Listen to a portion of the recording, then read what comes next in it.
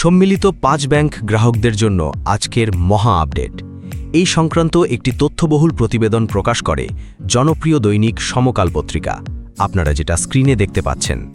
পত্রিকার শিরোনামেই বলা হচ্ছে, গভর্নরের সঙ্গে বৈঠক, ৫ ব্যাংক একীভূতকরণ নিয়ে পরিষ্কার বার্তা চান প্রশাসকরা। কি বলা হচ্ছে মূলত এই সংবাদ প্রতিবেদনে?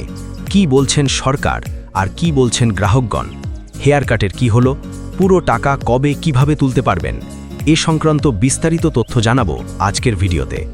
ভিডিওর একদম শেষ পর্যন্ত থাকবেন, কারণ শেষে আমি এমন কিছু গোপন ও গুরুত্বপূর্ণ তথ্য শেয়ার করব যা আপনি আগে কখনো কল্পনাও করেননি। চলুন শুরু করা যাক। বাংলাদেশের ব্যাংকিং খাতে বর্তমানে সবচেয়ে আলোচিত বিষয় ৫টি ইসলামী ব্যাংকের একীভূতকরণ। এই ৫টি ব্যাংক হল এক্সিম ব্যাংক, সোশ্যাল ইসলামী ব্যাংক, ফার্স্ট সিকিউরিটি ইসলামী ব্যাংক, ইউনিয়ন ব্যাংক এবং গ্লোবাল ইসলামী ব্যাংক। এই ৫টি ব্যাংককে একত্র করে গঠন করা হয়েছে একটি নতুন ব্যাংক, সম্মিলিত ইসলামী ব্যাংক। কিন্তু সমস্যা কোথায়? সমস্যা শুরু হয়েছে নতুন একটি আইন নিয়ে, ব্যাংক রেজলিউশন আইন ২০২৬। এই আইনে একটি নতুন ধারা যুক্ত করা হয়েছে, ১৮ ক ধারা। এই ধারায় বলা হয়েছে, সরকার এবং বাংলাদেশ ব্যাংক যে অর্থ দিয়েছে তার মাত্র ৭.৫% দিয়ে আগের মালিকরা আবার ব্যাংকের নিয়ন্ত্রণ ফিরে পেতে পারবে। এই একটি সিদ্ধান্ত পুরো পরিস্থিতিকে উল্টে দিয়েছে। এক সময় যেসব আমানতকারী ভেবেছিলেন সরকারি নিয়ন্ত্রণে গেলে তাদের টাকা নিরাপদ থাকবে, তারা এখন আবার ভয় পাচ্ছেন। ফলে কি হচ্ছে? অনেক আমানতকারী ব্যাংক থেকে টাকা তুলে নিতে চাইছেন। কেউ আবার কোনো মুনাফা না নিয়েই শুধু আসল টাকা ফেরত চাচ্ছেন, অর্থাৎ মানুষের আস্থা আবার ভেঙে পড়ছে। এ অবস্থায় ৫ ব্যাংকের জন্য নিয়োগ করা প্রশাসকরা বাংলাদেশ ব্যাংকের গভর্নরের সঙ্গে বৈঠক করেছেন। তারা সরাসরি বলেছেন, এই একীভূতকরণ প্রক্রিয়া চলবে কিনা এবং আগের মালিকরা ফিরবে কিনা, এই বিষয়ে লিখিতভাবে পরিষ্কার বার্তা দরকার। কারণ মাঠের বাস্তবতা ভয়াবহ। প্রশাসকরা জানিয়েছেন, আগেই মানুষ টাকা তুলতে পারছিল না, কিন্তু যখন সরকার ব্যাংকগুলো নিয়ন্ত্রণে নেয় তখন কিছুটা স্বস্তি ফিরেছিল। এরপর আসে নতুন ধাক্কা, ২০২৪ ও ২০২৫ সালের জন্য কোনো মুনাফা না দেওয়ার সিদ্ধান্ত, যাকে বলা হয় হেয়ার কাট। এতে আবার আতঙ্ক তৈরি হয়। পরে ৪% হারে মুনাফা দেওয়ার ঘোষণা দিলে পরিস্থিতি কিছুটা স্বাভাবিক হয়, কিন্তু নতুন আইনের ১৮ ক ধারা আবার পুরো পরিস্থিতি অস্থির করে তুলেছে। এখন প্রতিদিন আমানতকারীরা চাপ দিচ্ছেন টাকা তুলে নেওয়ার জন্য। অনেকে বলছেন, মুনাফা লাগবে না, শুধু আমার টাকা ফেরত দিন। এখন সবচেয়ে বড় প্রশ্ন, এই সিদ্ধান্তের মাধ্যমে আসলে কি চাওয়া হচ্ছে? প্রশাসকরা গভর্নরকে সরাসরি জিজ্ঞেস করেছেন, যদি আগের মালিকদের ফিরিয়ে আনার পরিকল্পনা থাকে তাহলে সেটা কিভাবে হবে এবং আমানতকারীদের টাকা কিভাবে নিরাপদ থাকবে। কিন্তু গভর্নরের উত্তর খুবই সংক্ষিপ্ত, যখন যে পরিস্থিতি আসবে তা মোকাবিলা করতে হবে। অর্থাৎ এখনও কোনো পরিষ্কার দিক নির্দেশনা নেই। এদিকে বাস্তব চিত্র আরও ভয়াবহ। এই ব্যাংকগুলো এখন নতুন করে আমানত পাচ্ছে না। যে ঋণের টাকা কিছুটা ফেরত আসছিল সেটাও প্রায় বন্ধ হয়ে গেছে, অর্থাৎ ব্যাংকের ক্যাশ ফ্লো প্রায় থেমে গেছে। এখন আসি কিছু গুরুত্বপূর্ণ সংখ্যার দিকে। বাংলাদেশ ব্যাংক এই ৫ ব্যাংককে বিভিন্ন সময়ে ধার দিয়েছে ৪৭,০৮৪ কোটি টাকা।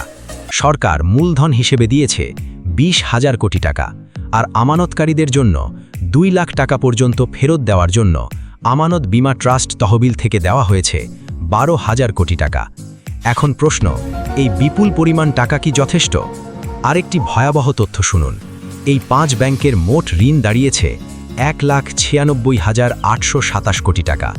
এর মধ্যে খেলাপি ঋণ ১,৬৫,৭৮১ কোটি টাকা, অর্থাৎ ৮৪.২৩% ঋণই খেলাপি, যেখানে পুরো ব্যাংক খাতে খেলাপি ঋণের হার ৩০.০৬%। আপনি বুঝতেই পারছেন এই ৫ ব্যাংকের অবস্থা কতটা খারাপ। আরেকটি গুরুত্বপূর্ণ তথ্য, ২২টি ব্যাংকের মোট মূলধন ঘাটতি ২,৮২,৬০৩ কোটি টাকা। এর মধ্যে শুধু এই ৫ ব্যাংকের ঘাটতি ১,৫০,৬৯১ কোটি টাকা, অর্থাৎ পুরো সমস্যার বড় অংশই এই ৫ ব্যাংক ঘিরে।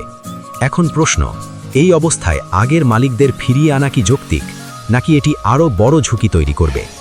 অনেক বিশ্লেষক বলছেন, যদি আগের মালিকদের ফিরিয়ে আনা হয় তাহলে মানুষের আস্থা আরও কমে যাবে, কারণ এই ব্যাংকগুলোর দুর্বল অবস্থার পেছনে মূলত আগের ব্যবস্থাপনাকেই দায়ী করা হয়।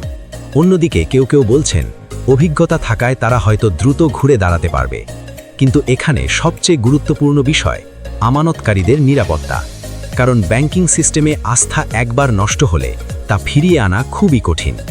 এখন পুরো পরিস্থিতি দাঁড়িয়েছে এক অনিশ্চয়তার মধ্যে। না আছে স্পষ্ট নীতি, না আছে স্পষ্ট দিক নির্দেশনা, আর এই সুযোগে আতঙ্ক ছড়িয়ে পড়ছে মানুষের মধ্যে। এখন হয়তো আপনি ভাবছেন আপনার নিজের ব্যাংক অ্যাকাউন্ট কতটা নিরাপদ। এই প্রশ্নটাই এখন সবার, এবং এখানেই আসে সবচেয়ে গুরুত্বপূর্ণ বিষয়। ব্যাংকিং খাত শুধু অর্থনৈতিক নয়, এটি পুরো দেশের আর্থিক স্থিতিশীলতার সঙ্গে জড়িত। যদি এই সংকট আরও বাড়ে, তাহলে এর প্রভাব পুরো অর্থনীতিতে পড়বে। এখন আসি সেই গোপন ও গুরুত্বপূর্ণ তথ্যের দিকে, যার কথা আমি শুরুতে বলেছিলাম। অনেক অভ্যন্তরীণ সূত্র বলছে এই পুরো প্রক্রিয়ার পেছনে থাকতে পারে একটি বড় পুনর্বিন্যাস পরিকল্পনা, যেখানে দুর্বল ব্যাংকগুলোকে একত্র করে ধীরে ধীরে নতুন কাঠামো তৈরি করা হবে। কিন্তু এই প্রক্রিয়ায় কারা লাভবান হবে এবং কারা ক্ষতিগ্রস্ত হবে, সেটিই এখন সবচেয়ে বড় প্রশ্ন। আর সবচেয়ে বড় ঝুঁকিতে আছেন সাধারণ আমানতকারীরা।